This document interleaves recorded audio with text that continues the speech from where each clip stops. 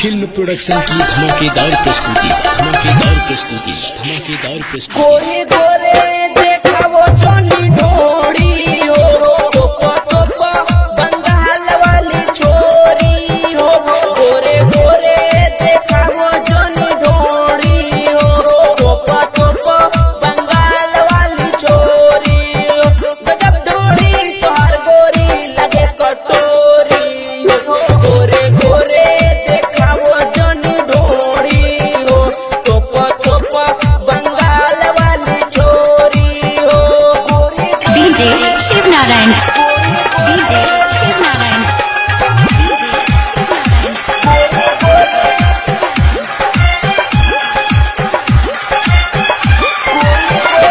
अपना जबना देखा के ललचावा ताड़ू हो। देखा हमारो तू मान कहवा ताड़ू हो। अपना